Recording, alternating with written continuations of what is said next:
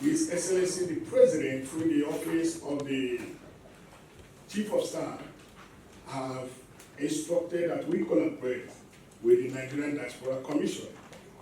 So, as of yesterday, based on our agreement, the initial date we have put in here is the 1st to 7th of October.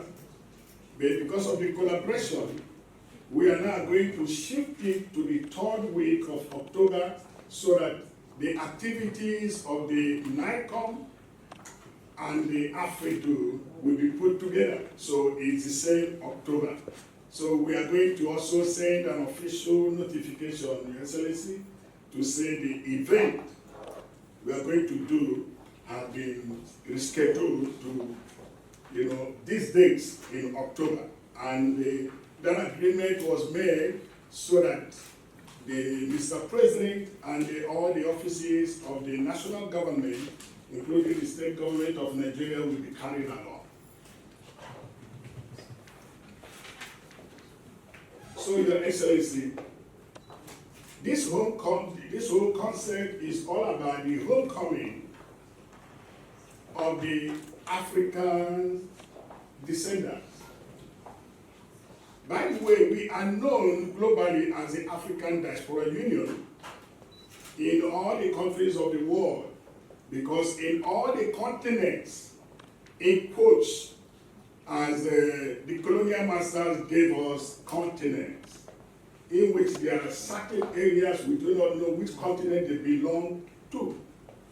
The Caribbean and the Middle East and the Oceania and everything, maybe the time will come, those things will be, So what we did is to phrase it in regions so that we have all our organizations and the leadership in regions. And we are known as African Diaspora Union. They also, because of how it works in Nigeria, the NICOM, we are able to give us a letter of no objection, and in the process with the Corporate Affairs Commission, we are registered here as the African Descendants in Diaspora Union, Afridu. So it is one and the same organization. When you see African Diaspora Union and African Descendants in Diaspora Union, Afridu is one and the same all over the world. So this is about the homecoming of our brothers and sisters that we had lost 500, 400 years ago, in which they were forcefully taken away, they were abused, and most of them still traumatized in generations, that with all that they do in America, in Caribbean and everything, they still suffer identity crisis. With their expertise, knowledge, with everything, but they have decided to say, we want to come back to our motherland. And most of them have gone to do their DNA test. And we know that Nigeria, as the epicenter of the transatlantic slavery, over 65% and above happened in Nigeria.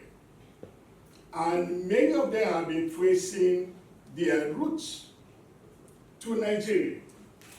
We know that many other countries in Africa have tried, in their efforts to see if there will be a return of the diaspora. Like in 2019, Ghana did, they call it the year of the return of the diaspora. I was privileged to be the person that did the opening prayer on the wall of the return. But there was something that they didn't fathom well. They didn't look at it very well, that their main key thing was to bring them in for investment, bringing them back as investors. And the people we are dealing with are the same people who believe that they were wrong, who believe that they were displaced, that they not only lost their right of citizenship, they lost their dignity, inheritance, and everything.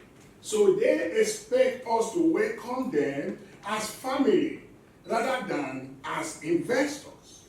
And having, God has made it in a way that most of them have become experts and specialists, in everything, great investors, millionaires. When I have meeting with some of these people, the thing will be is, we don't need anything from you, we are blessed, but the only thing is, we want to be who we are, to be received as citizens. But what we are going to do again is to muster all our resources together to say we are coming back home to rebuild our